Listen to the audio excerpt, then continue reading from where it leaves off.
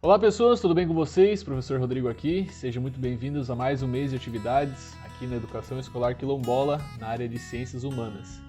E o tema desse mês será a relação entre a vinda dos imigrantes germânicos para Santa Catarina e a abolição da escravidão, que as duas coisas acontecem no nosso recorte temporal e desse mês, no caso, que a gente está avançando, né? Fomos para 1500, 1600, 1700, agora nos anos 1800 ali.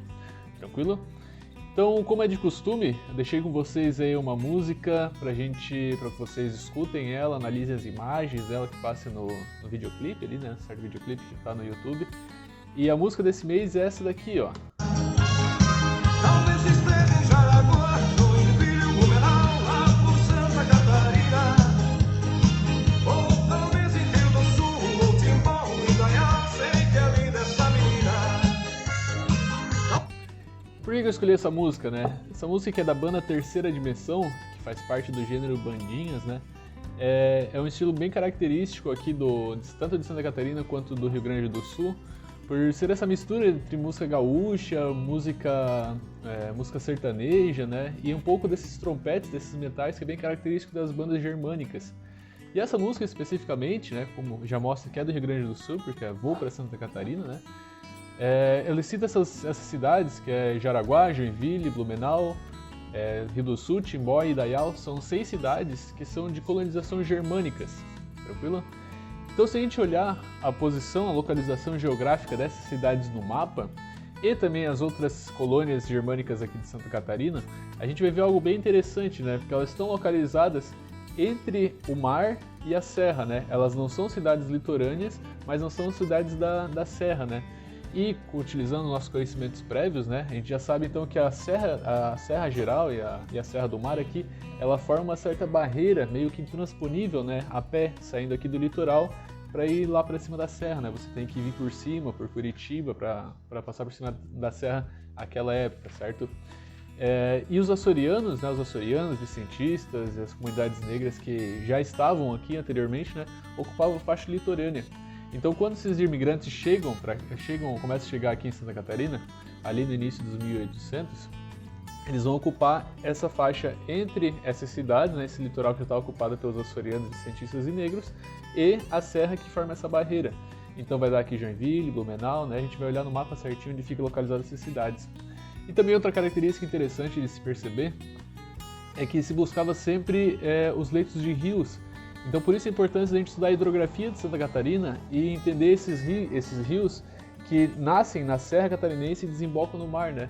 Que formam esse sistema fechado, lembra que a gente já estudou isso? Diferente dos rios da Serra que correm para o interior e vão desembocar lá na bacia do Rio da Prata, que desemboca lá embaixo, na foz, os rios aqui do litoral, eles nascem na Serra e escorrem pelo mar. Então, esses imigrantes, ao chegarem nesses portos, né, nesses primeiros portos de São Francisco do Sul, de Estevo e Laguna, eles vão adentrar os rios, né, o Rio Cubatão aqui para chegar em Joinville, para chegar o Rio Cachoeira, vão entrar o Rio Tubarão lá no sul, né, a partir de Laguna ali, para ocupar sempre os leitos dos rios, porque além de terras férteis, esses rios eles vão propiciar a força motriz, né, para girar as rodas d'água para os primeiros engenhos, né, que eles vão começar a fazer para suas primeiras indústrias, né, manufatureiras, indústrias de ferramentas. E é justamente esses imigrantes, né, germânicos que vêm para cá, né? Santa Catarina é interessante que, diferente do restante do Brasil, a maioria dos imigrantes não portugueses que vieram para cá são germânicos e não italianos, né? Apesar de vir italianos para cá também, a maioria são germânicos. Esses imigrantes vêm para cá então com o intuito, né, de ocupar esse vazio demográfico, que é algo que a gente já estudou também, né? Então, Santa Catarina tinha um crescimento populacional vegetativo até então, ou seja, o crescimento da população se dava através de casamentos e filhos, né? Então, um crescimento mais lento, que atrasava um pouco o desenvolvimento da capitania. Então, começa a trazer imigrantes para cá, tanto imigrantes pobres para trabalhar na lavoura, né? Fazer o cultivo da terra, mas também vem imigrantes com certas posses, né? Posses e saberes mais desenvolvidos, saberes mais industriais. Então, esses imigrantes mais abastardos um pouco, eles vão começar as primeiras manufaturas de Santa Catarina. Então, as empresas de ferragens, né, de fazer ferramentas de ferro, marceneiros, tecelões, comerciantes e também muitos donos de terra, né? Chegam aqui com dinheiro e passam a comprar terra como uma forma de investimento. E são esses imigrantes que vêm mais abastardos para cá que vão se desenvolver nas indústrias que a gente tem hoje e vão formar a elite política e a elite econômica do Estado, que posteriormente, ocupando esses cargos de poder, vão começar a contar a história de Santa Catarina a partir dessa noção de imigração germânica. Então esse mito germânico que a gente tem em Santa Catarina vem muito dessa elite germânica, dessa elite política e econômica que foi se desenvolvendo a partir desse período, que construiu a história de Santa Catarina. Tranquilo? Mas qual que é o contexto da chegada desses imigrantes? E por que o Brasil buscava atrair imigrantes? São as duas grandes perguntas. Então, para entender o contexto da chegada dos imigrantes de Santa Catarina para cá, a gente precisa entender o desenvolvimento do sistema de produção que a gente tem até atualmente, né? Ou seja, o desenvolvimento do capitalismo. Se antes a gente estava numa primeira fase do capitalismo, que é a fase do mercantilismo, que a gente já estudou, onde acreditava-se que a riqueza do mundo era limitada, então você teria que acumular riqueza, nessa segunda fase do capitalismo industrial, você passa a gerar cada vez mais riqueza pelo desenvolvimento das indústrias, certo? Então você tem lá na Inglaterra a invenção da máquina a vapor, que vai começar a acelerar o processo de produção, você vai ter o desenvolvimento das indústrias, e a Inglaterra, que era a grande potência da época e a principal parceira comercial do Brasil, que era para onde era vendida o açúcar e o café, ela vai começar a fazer pressão nos outros locais do mundo para que a escravidão seja abolida, para o fim da escravidão no caso. E qual que é o interesse econômico disso? O capitalismo ele vai precisar de trabalhadores livres, porque esses trabalhadores livres assalariados vão ter capital, né, vão ter dinheiro para comprar coisas, ou seja, para se tornar consumidores. Porque se você aumenta a produção, você vai precisar aumentar o mercado consumidor também. Então, trabalhadores escravos não era mais interessante para o capitalismo, porque eles vão botar dinheiro para comprar os produtos. Então, começa uma pressão ao redor do mundo para a abolição da escravidão. Tanto que a escravidão vai sendo abolida ao redor do mundo, e o Brasil é o último país a abolir a escravidão no mundo, né? E por quê, né? Por que a gente se tornou o último país a abolir a escravidão no mundo? Porque aqui no Brasil, como a gente já estudou, a elite latifundiária é uma elite muito poderosa desde o princípio do Brasil. Desde lá do começo, lembra do latifúndio, de monocultura, com mão de obra escrava, com a produção voltada para o exterior. Os donos dessas terras participam da política desde aquela época. Então eram deputados, senadores, assim como hoje a gente tem a bancada ruralista, né, do agronegócio presente no Brasil.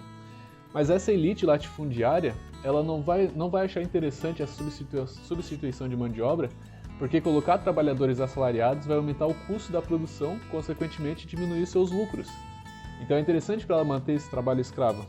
Em contrapartida, existiam os políticos liberais, né, do Partido Liberal, que já vinham com essas ideias lá da Inglaterra, de liberdade, de igualdade, fraternidade, né, as noções da Revolução Francesa, e buscavam acabar com a escravidão aqui no Brasil. Então, nessa disputa política no Congresso entre o Partido Conservador e o Partido Liberal da época, foi sendo aprovado aos poucos as leis abolicionistas. A primeira delas, no caso, pedi para vocês pesquisarem certinho ali, mas só vou passar por cima. A primeira delas, então, a Lei Feijó, de 1831, que vai tornar livre todo escravo desembarcado no Brasil, vai proibir o tráfico de escravos, mas vai ser a lei que vai dar origem àquela expressão, tipo, lei para inglês ver. Tudo que é para inglês ver, né? Isso daí é para faz de conta. Por que para inglês ver? Porque, basicamente, ela foi aprovada, mas ninguém seguia elas. Continuava o tráfico tranquilamente. Tanto que em 1850, então veja, 20 anos depois, é aprovada a Lei Eusébio de Queiroz, que daí sim proíbe o tráfico de escravos no Brasil. Então é proibido traficar escravos para o Brasil. Só é permitido comercializar os escravos que já estavam aqui. Então começa uma dinâmica de tráfico interno de escravos, né? Posteriormente a Lei do Ventre Livre, que vai tornar livre todo filho de escravo, né? Ventre Livre, por esse nome. Que também não vai resultar em muita coisa, porque esse filho de uma escrava vai continuar morando na fazenda de um senhor de escravo, então vai depender dele, né? Ele vai se tornar basicamente um escravo também. E em 1885 é aprovada a Lei do Sexagenário, que é tornado livre todo escravo com mais de 60 anos. Só que isso numa época onde a expectativa de vida de uma pessoa negra no Brasil era de 40 anos. E para piorar ainda, esse escravo, para compensar a perda do seu proprietário, ele teria que trabalhar mais 5 anos para o proprietário. Então, ou seja, livre de fato só a partir dos 65 anos. Então, a gente vê que é, né, tudo para atravancar, para falar assim, não, a gente está tentando liberar, bem aos pouquinhos, bem com calma. Até que em 1888 é aprovada a Lei Áurea, né? A Lei Áurea, que aí sim põe fim à escravidão no Brasil, né? Mas por quê, né? Quem fazia pressão para que essas leis fossem aprovadas, né? Porque não dependia só de política. Os políticos eram a linha de frente lá no Congresso, mas quem fazia resistência aqui, né, sempre fez, foram os próprios escravos que organizavam fugas com formação de quilombos, né? Isso a gente acho que já está bem claro a essa altura do campeonato, né? A compra de alforria, revolta de escravos e também existiam negros livres, né? Como Joaquim Nabuco, José do Patrocínio e André Rebouças, que fundaram a Sociedade Brasileira contra a Escravidão, que tinham jornais, publicavam panfletos, faziam comícios de rua, né? Faziam essa militância de rua que a gente vê até hoje, né? Por outros motivos, tentando mudar a mentalidade da população, né? Para ir contra a escravidão, no caso, né? Eles fizeram um trabalho bem forte. Então, conforme a Sociedade Brasileira contra a Escravidão ganha palco, né? Vai ganhando força, mais resistência escrava acontece, né? Mais fugas, mais rebeliões, e uma coisa vai aumentando a outra.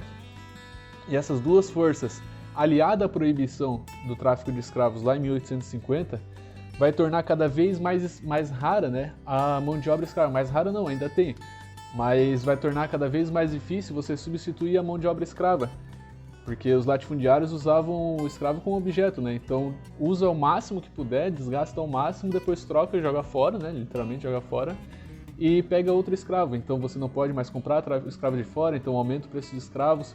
Então, percebendo isso, eles vão atravancar cada vez mais, né? Vão dificultar cada vez mais a abolição, mas em contrapartida vão sendo aprovadas leis de incentivo à imigração. Olha a ideia. O que eles almejavam com isso, né? A substituição da mão de obra. Então, essas leis de imigração, os seus proponentes, né, quem propunha essas leis, diziam que era preferencialmente imigrantes germânicos e italianos, porque diziam eles que essas culturas estariam mais propensas ao trabalho livre, né? Uma ideia bem racista a gente tem nessa mentalidade, né? Então, nesse período, com essas leis de incentivo à imigração, começam a chegar uma massa de imigrantes, principalmente italianos, para São Paulo, né? Porque era o grande centro cafeicultor da época, o grande centro econômico do Brasil à época, para substituir a mão de obra escrava nos latifúndios. Então, aqueles latifúndios que tinham muitos escravos passam a ter muitos imigrantes trabalhando lá. Então, o escravo vai sendo deixado de lado, o imigrante é substituído, né, colocado em seu lugar para trabalhar. Nas cidades, as pequenas manufaturas também começam a ser substituídas pelos escravos, e a sociedade começa a preterir, né, a preferir o imigrante germânico, o imigrante italiano, ao negro escravizado. Então aumenta nesse período o processo de exclusão da população negra. Então veja que a abolição da escravidão, que deveria beneficiar o escravo que foi liberto, na verdade mais beneficiou a elite econômica e a população branca da época, que relegou os escravos às margens da sociedade, né?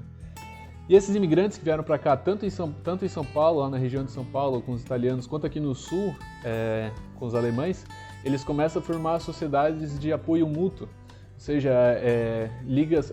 Aqui em Joinville a gente tem bastante exemplo disso, né? O próprio Corpo de Bombeiros, a Liga das Atléticas, sociedades de tiro, são grupos, né, que vão se formar para ter uma ajuda mútua entre si, e por ser preteridos pela elite política, né, pela elite econômica que se enxerga no imigrante, né, por ter essa relação de branco, de europeu, esses grupos vão começar a participar da política, enquanto os negros vão começar a se organizar também, só de uma forma cultural, mas às margens da sociedade, com grupos de capoeira, rodas de samba, grupos de maracatu, grupos religiosos, né, o candomblé, a umbanda, mas sempre sendo empurrados para a margem, né, mas ali sempre formando seus núcleos de resistência, que existe até hoje, né? E que agora que a gente vive numa sociedade democrática, esses núcleos organizados lá fora, né? Os quilombos, como a gente tem hoje, os grupos de pagode, grupo de capoeira, rodas de samba, de candomblé, eles vão também fazer parte dessa disputa política que a gente tem hoje no nosso sistema democrático, certo? Então, por hoje era isso, eu vou parar por aqui, já deu 15 minutos de vídeo, mas então fica o convite para que vocês venham marcar a videochamada, né? Onde a gente se aprofunda mais em todos esses tópicos, né? Demora ali em torno de 1h e meia cada aula, para que a gente possa passar cada vez mais informação, né? Para que vocês possam desenvolver, né? Construir o conhecimento e que esse conhecimento sirva para atitudes cada vez mais sábias na sociedade, né? Buscando sempre um futuro melhor tanto para nós quanto para os nossos descendentes, certo? Então por hoje é isso. Um grande beijo, abraço para vocês e tchau, tchau.